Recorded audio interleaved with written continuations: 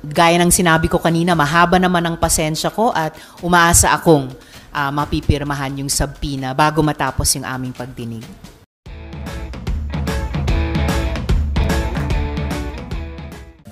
Just to press on the subpoena you requested from SP, from the letter, it's February 6 pa. So, he said that telling na may something fishy. Ayoko namang bang intriga, pero parang, bakit? Pero ano ba yung regular usually pag nag-subpoena? Di ba parang minsan ang bilis-bilis mapirmahan, kinabukasan, ano kaya, right there and then. Pero bakit yung request for subpoena versus Kibuloy ay parang medyo na-dribble? Dahil ayaw ko rin at hindi rin ako nangingintriga, kaya sabi ko kanina, mas maiging itanong nyo kay SP para kanilang maipaliwanag. Pero nag-follow up ka na, ma'am, kay SP? Opo, nag-follow up po ako. Anong sagot po ng office ni Senate President Zubiri? Na kung may magtanong pa sa kanila, maipaliliwanag nila or ipaliliwanag nila. Kaya't maiging sa kanya nyo itanong. Pero personally, hindi, di ba nagkikita naman kayo sa station hall, hindi nyo na panatanong kay SP Zubiri? What's keeping him delaying? Tinanong ko nga po at yan nga po ang sagot niya sa akin para din po sa inyo. Ipaliliwanag niya sa inyo kapag tinanong nyo sa kanya. So hindi pinaliwanag sa inyo, ma'am? Kasi para sa akin nga, gaya ng sinabi nyo rin, ministerial naman ito eh. Lahat ng mga, or halos lahat yata, ng mga naunang subpoena at request for subpoena, all ministerially pinirmahan. Naalala halimbawa ng Legis staff ko, panahon na iniimbestiga namin yung Farmally, at yun, posibleng direct hit kay Duterte eventually, ministerially pinipirmahan ni dating SP Soto. So, pero dahil nga, hindi rin ako intrigera, paunlakan nyo yung sinabi ni SP sa akin na kapag tinanong nyo, ay ipaliliwanag niya sa inyo. So we're just wondering, nung magtanong Yes. kayo, ba't hindi pinaliwanag, ma'am, sa inyo? Kapag kami, sa amin daw, maipapaliwanag. Siguro kasi alam ni SP na in a way, halos hindi ko matanggap ang anumang paliwanag dahil nga ministerial halos ang subpoena. At lalo na habang dumaan yung mga araw at linggo, eto nga, humarap sa harassment, humarap sa pagkikasing, humarap sa banta, tapos meron pang mga gustong magkunwaring testigo para lang, in effect, i-discarril yung investigasyon. So all the more, mahalaga sa akin yung subpoena kay Kibuloy. Okay, Mean. Sorry, ma'am, just to be clear. So is there a subpoena signed by SP Zubiri forthcoming or none? I hope so po. Kasi kung sa akin lang, sa regular na pagtakbo ng trabaho ng komite, then I should hope so. But is he signing it or not po? As of today, hindi pa. And you could ask him why. So, ma'am, ano yung kinukonsider yung option in case na ilang buwan na, hindi pa pinipirmahan? Ano yung... Itutuloy pa naman namin yung pagdinig sa hearing ng Committee on Women. Yun. May we know yung explanation ni SP sa inyo why he's not signing the subpoena? He didn't actually give me an explanation. Basta may dahilan and pag itinanong nyo sa kanya, mas ipaliliwanag niya. So he's not signing it, ma'am. Sorry makulit ha. He is not signing it po. As of today, hindi as pa. As of today. Opo. But is there a promise that he will sign it in the future? Not a promise, pero siguro kung yung context nung dahilan niya, if it changes, then I suppose it should be forthcoming. In the meantime, hindi na kayang hintayin ng komite yung subpoena. Itutuloy po namin yung pagdinig, lalo na't meron na kaming second batch of witnesses. Last on Kibuloy issue sa akin, ma'am. Gano'n lang po ka-importante sana na makakuha kayo ng subpoena signed by the Senate President himself? Oh, it's very important. Alam ng kahit aling komite dito, alam ng kahit sinong committee chair dito sa Senado, nasa regular na pag-andar ng trabaho ng komite, sa regular din na pagsunod sa aming mga proseso at rules. Kapag dinedma ng isang witness, important witness at that, ang imbitasyon ng komite, then ang susunod na hakbang o instrumentong nasa kamay namin ay yung subpoena. She and then Raymond. Sen, Are you satisfied with the explanation given to you by SP? Well, gaya ng sinabi ko nga, halos walang paliwanag na kaya kong tanggapin dahil kumbaga presumption of regularity lang na kapag hindi pinaunlakan ang isang imbitasyon, in this case dalawang imbitasyon, ang susunod na hakbang na pwedeng gawin ng komite ay yung subpoena. So, I don't need to be satisfied or dissatisfied sa paliwanag ni SP. Ang nangingibabaw sa akin ay yung pag-asa na mapipirmahan yung subpoena in the regular course of our work.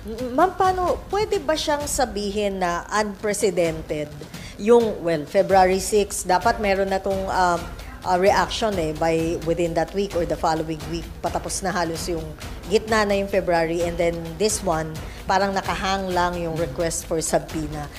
I'm not sure kung unprecedented kasi nasabi ko lang kanina na sa pagkaalam ko, karamihan or halos lahat ng mga subpoena ay pinirmahan naman ministerially. Pero malay ko baka may isa o ilan pa nung nakaraan na hindi napirmahan. Basta't ako nakatutok lamang dito sa subpoena ko ngayon sa Committee on Women and umaasa na mapipirmahan ito. Ma'am, if there is no subpoena to speak of in the first place, how can you compel Apollo Quiboloy to appear before your committee? Well, gaya nga ng sinabi ko kanina, kahit wala pang subpoena, kung wala silang tinatago, dapat humarap. Dapat nga pinaunlakan yung una naming mga imbitasyon. Lalo na't sabi nila, leader sila ng isang kingdom. May mas mataas pang ang posisyon o title na kiniklaim nila. Na usually yung ganyan, nagpoproklama talaga ng katotohanan. So, that alone, kulang pa bang moral suasion sa kanila para humarap? Oo, pero ma'am, some questions, clarification lang. So, if without a subpoena, hindi pwedeng mag-issue ng arrest order ang komite or ang Senado for that matter? Tama po. So, yung other legal means will be just to continue even without his participation? That's right po. And then, kumpletuhin yung pagdinig, isulat yung committee report, and I'm sure magiging kapaki-pakinabang ito sa iba pang mga proseso, maaring pasukan ng mga victim survivors para makuha yung hustisya.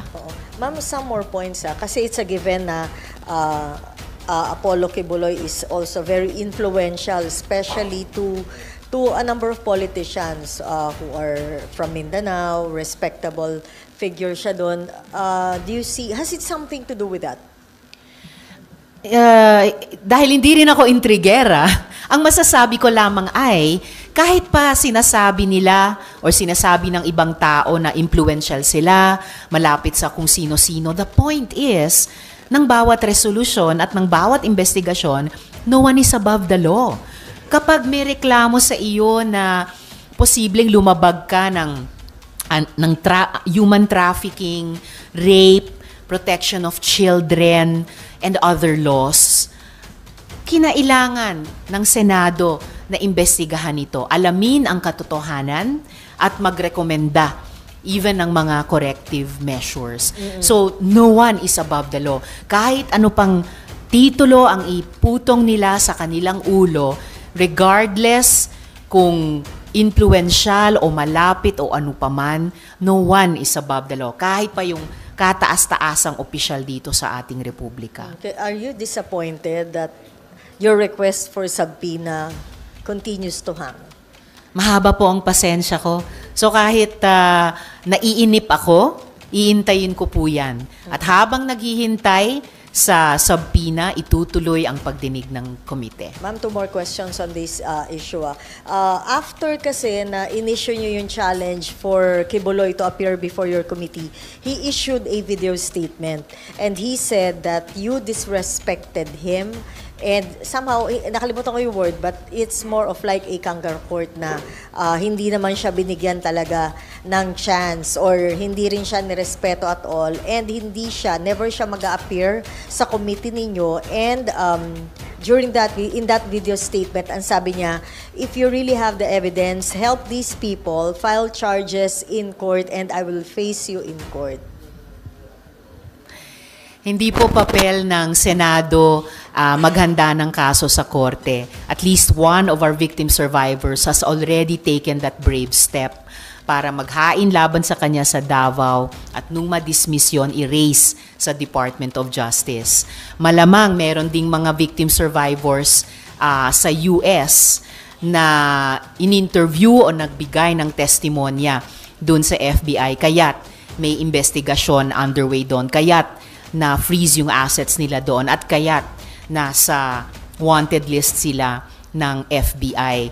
Unfortunately, si Quiboloy ang nagpakita ng disrespect sa Senado. Imagine calling a Senate committee hearing a kangaroo court.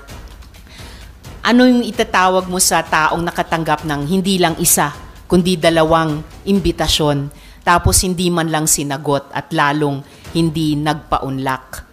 I think Quiboloy is way out of his depth here. Humihingi siya ng respeto sa sarili niya na hindi niya binibigay sa isang institusyon, sa isang komite.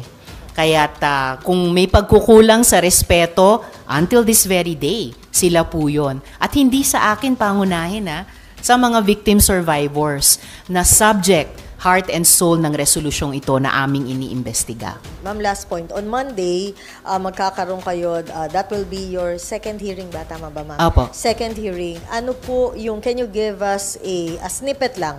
Ano po ang magiging kaibahan or ano yung ihahain na kwento nung ilan po sa mga new witnesses na ihaharap po ninyo? Abangan nyo na lamang po yung kanilang pagtestigo sa pagdinig sa Lunes.